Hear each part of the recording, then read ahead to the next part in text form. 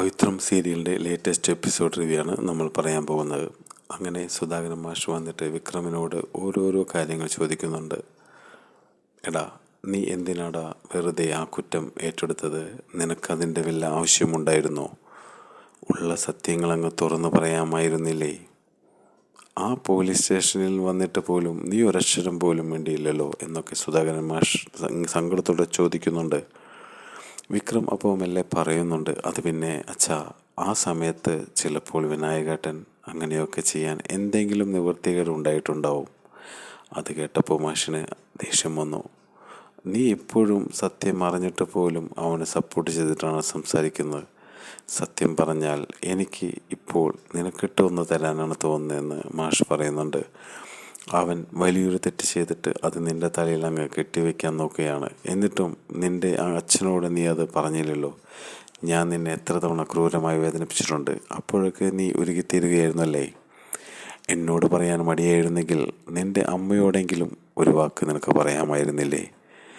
നീ ശരിക്കും എന്നെ തോൽപ്പിച്ചു കളഞ്ഞു മോനെ എന്ന് സുധാകരൻ മാഷ് പറയുന്നുണ്ട്. സുധാകരൻ മാഷ് നല്ല സങ്കടത്തോടെയാണ് ഇങ്ങനെയൊക്കെ സംസാരിക്കുന്നത്.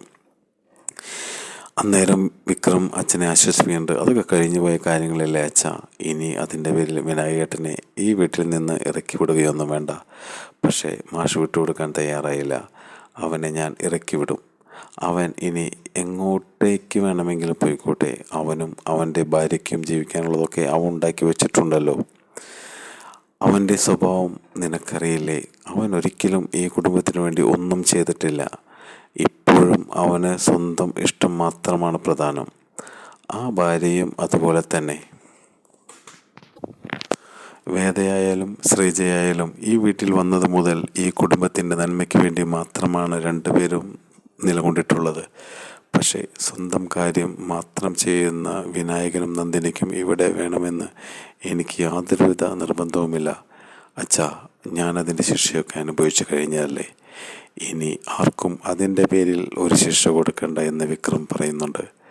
എടാ മോനെ, ഇത്രയെങ്കിലും ചെയ്തില്ലെങ്കിൽ എനിക്ക് സമാധാനം കിട്ടില്ല എന്ന് മാഷ് പറയുന്നത്. 6-7 വർഷം നീ ജയിലിൽ കിടന്നില്ലേ. എന്നിട്ടും അവന് ഒരു പശ്ചാത്താപം പോലുമില്ല. നിന്നെ എല്ലാവരും കുറ്റപ്പെടുത്തുമ്പോൾ അവൻ അതെല്ലാം കേട്ട് ചിരിച്ചു നിൽക്കുകയായിരുന്നല്ലോ. എനിക്ക് ഇപ്പോഴും സംശയമുണ്ട്, അന്നത്തെ എൻ്റെ തിരോധാനത്തിന് പിന്നിലും അവൻ്റെ കൈ ഉണ്ടോ എന്ന്. പൈസയ്ക്ക് വേണ്ടി അവൻ എന്തു വേണമെങ്കിലും ചെയ്യും. പിന്നെ വേദയുടെ കാര്യം, അവൾ എവിടെ നിന്നും പോയിട്ടുണ്ടെങ്കിൽ ഇവിടെ നിന്ന് പോയി അതിന് തക്കതായ കാരണം കാണും. ശ്രീനിവാസൻ്റെ പ്രശ്നം മാത്രമല്ല, അവളെ എന്തോ വേട്ടയാടുന്നുണ്ട്. അത് കേട്ടപ്പോൾ വിക്രമിനും ശരിയാണെന്ന് തോന്നി. അച്ഛൻ പറഞ്ഞ ശരിയാണ്. ആ പ്രശ്നം മാത്രമാണെങ്കിൽ അവൾ വീട് വിട്ട് പോവില്ലായിരുന്നു. അപ്പോൾ മാഷ് വിക്രമിനോട് പറയുന്നുണ്ട്, നീ അവളെ പോയി വിളിക്കണം. അവളെ ഇങ്ങോട്ടേക്ക് കൂട്ടിക്കൊണ്ടുവരണം. നിൻ്റെ ജീവിതത്തിലേക്ക് മാത്രമല്ല, ഈ കുടുംബത്തിനും വീടിനും അവളെ ആവശ്യമുണ്ട്. അവൾ വന്നതിന് ശേഷമാണ് സത്യങ്ങളെല്ലാം പുറത്തു വന്നത്. അവളാണ് എന്നോട് ആദ്യം ഈ ഒരു കാര്യം പറഞ്ഞത്. വിക്രം ഒരിക്കലും തെറ്റ് ചെയ്യില്ല എന്ന് ഈ സത്യങ്ങൾ കണ്ടുപിടിക്കാൻ വേണ്ടിയിട്ടാണ് അവൾ ഇറങ്ങി പുറപ്പെട്ടത്.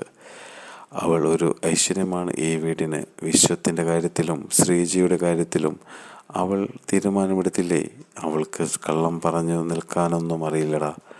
അവൾക്ക് നിന്നെ ഇപ്പോഴും വലിയ ഇഷ്ടമാണ്. നീ ജയിലിലായപ്പോൾ അവൾ കരഞ്ഞു പറഞ്ഞതാണ്. ഇപ്പോഴും അത് ഓർമ്മയുണ്ട്. ആരൊക്കെ കുറ്റപ്പെടുത്തിയാലും അവളുടെ മനസ്സിൽ നീ മാത്രമേ ഉള്ളൂ എന്നൊക്കെ മാഷ് പറയുന്നുണ്ട്. ഇതൊക്കെ കേട്ടപ്പോൾ വിക്രമനും വലിയ സങ്കടമായി.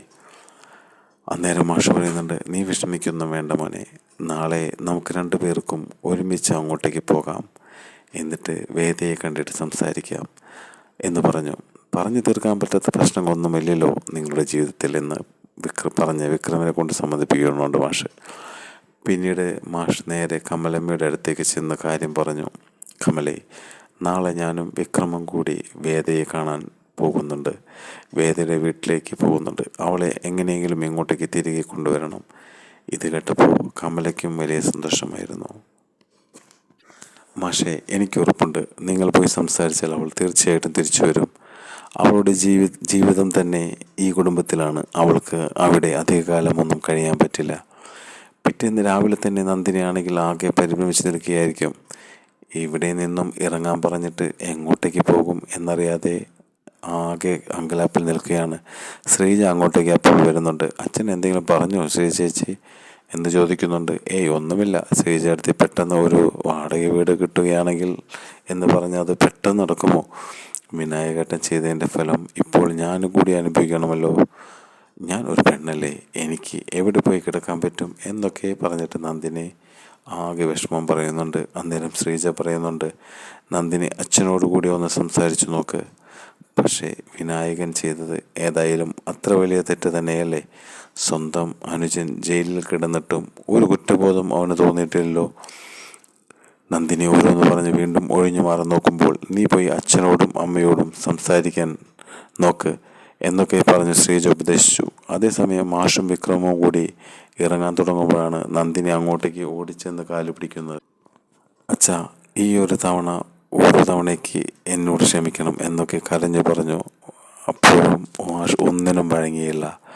അപ്പോൾ കമലമ്മ ഇടപെട്ട്, മാഷെ, നമ്മുടെ മക്കളല്ലേ, നമ്മളല്ലേ ക്ഷമിക്കേണ്ടത് എന്ന് പറഞ്ഞപ്പോൾ വിനായകനും കാൽ പിടിക്കാൻ ഓടി വന്നു. ഒടുവിൽ മാഷ് അതിന് സമ്മതിച്ചു.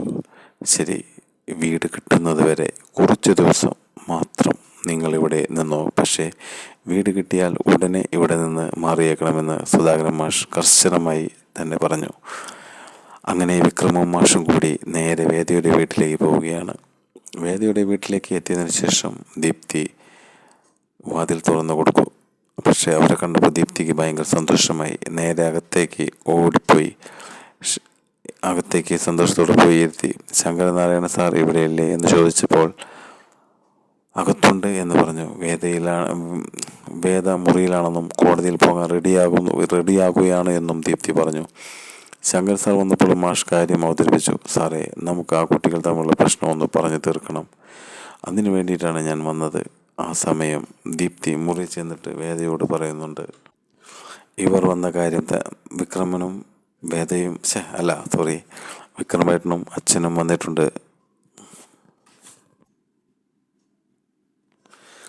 ദീപ്തി മുറിയിലേക്ക് ചെന്ന് വേദയോട് പറയുന്നുണ്ട്, വിക്രമേട്ടനും മാഷും വന്നിട്ടുണ്ട് എന്ന്. അത് കേട്ടതോടെ തന്നെ വേദയ്ക്ക് ആകെ ടെൻഷനായി. വേദ ദേഷ്യം അഭിനയിച്ചുകൊണ്ട് തന്നെ പറയുന്നുണ്ട്, എനിക്ക് ആരോടും സംസാരിക്കാനില്ല എന്ന്. അങ്ങനെ വേദ പറഞ്ഞുവെങ്കിലും ദീപ്തി നിർബന്ധിച്ചു. വിക്രമേട്ടനോട് എന്തെങ്കിലും കള്ളം പറയാം, പക്ഷേ അച്ഛൻ്റെ മുന്നിൽ ഇങ്ങനെ കള്ളം പറയരുത്. താൻ കാരണം അച്ഛൻ ഒരുപാട് വേദനിക്കുന്നുണ്ടാവും എന്ന് വേദയ്ക്ക് മനസ്സിലായി. ഈ പ്രശ്നങ്ങളൊക്കെ എങ്ങനെയെങ്കിലും പരിഹരിച്ച് സത്യങ്ങളൊക്കെ തുറന്നു പറയേണ്ടി വന്നു കഴിഞ്ഞാൽ പറയുക തന്നെ വേണമെന്നും വേദം മനസ്സിൽ ഉറപ്പിച്ചിരിക്കുകയാണ്. അങ്ങനെ വേദമല്ലേ ആ മുറിയിൽ നിന്നും പുറത്തേക്ക് വന്നു. ഓരോ പടിയും ഇറങ്ങുമ്പോൾ അവളുടെ ഉള്ളിൽ വലിയൊരു ആദിയായിരുന്നു. താഴെ സോഫയിലിരിക്കുന്ന അച്ഛനെയും വിക്രമേനെയും കണ്ടപ്പോൾ അവളുടെ കണ്ണുകൾ അറിയാതെ നിറഞ്ഞു. ശങ്കരനാരായണൻ അവളെ കണ്ടതും എഴുന്നേറ്റ് വന്ന് തലയിൽ തലോടിക്കൊണ്ട് പറഞ്ഞു, മോളെ, നിനക്ക് ഈ അച്ഛനോടെല്ലാം തുറന്നു പറഞ്ഞുകൂടെ? എന്തിനാടാ നീ ഇങ്ങനെയൊക്കെ ഒറ്റയ്ക്ക് സങ്കടം സഹിക്കുന്നത്? അച്ഛൻ്റെ ആ ഒരു സ്നേഹത്തോടെയുള്ള ചോദ്യത്തിന് മുന്നിൽ വേദയ്ക്ക് കൂടുതലൊന്നും പിടിച്ചു നിൽക്കാനായില്ല. വിക്രം ഒന്നും മിണ്ടാതെ അവളെ തന്നെ നോക്കി നിൽക്കുകയാണ്. വേദ വിറയ്ക്കുന്ന ശബ്ദത്തോടെ പറഞ്ഞു, അച്ഛാ, എനിക്ക് ആരോടും ഒന്നും ദേഷ്യമില്ല. പക്ഷേ ചില സത്യങ്ങൾ നമ്മളെ വല്ലാതെ തളർത്തി കളയും. എനിക്ക് കുറച്ചുകൂടി സമയം തരണം. അപ്പോഴേക്കും വിക്രം അരികിലേക്ക് ചെന്ന് അവളുടെ കൈകളൊക്കെ മെല്ലെ പിടിച്ചു. വേദ, നീയില്ലാതെ ആ വീട് ആകെ ശൂന്യമാണ്. വിനായകേട്ടൻ ചെയ്ത തെറ്റിന് നീ എന്തിനാ എന്നെ ഇങ്ങനെ ശിക്ഷിക്കുന്നത്? നമുക്കൊരുമിച്ച് പ്രതിസന്ധികളെ നേരിടാം. വിക്രമിൻ്റെ ആ ഒരു വാക്കുകൾ വേദയുടെ മനസ്സിനെ വല്ലാതെ അലിയിച്ചു കളഞ്ഞു. അവൾ വിക്രമിൻ്റെ കണ്ണുകളിലേക്ക് നോക്കിയപ്പോൾ അവിടെ ആ ഒരു പഴയ ദേഷ്യമില്ല, മറിച്ച് തന്നോടുള്ള തീവ്രമായ പ്രണയവും കരുതലും മാത്രമാണ് അവിടെ കണ്ടത്. ശങ്കരനാരായണൻ തമാശ രൂപേണ പറഞ്ഞു, മതി, ബാക്കി സ്നേഹപ്രകടനമൊക്കെ വീട്ടിലേക്ക് പോയിട്ട് മതി എന്നൊക്കെ പറയും.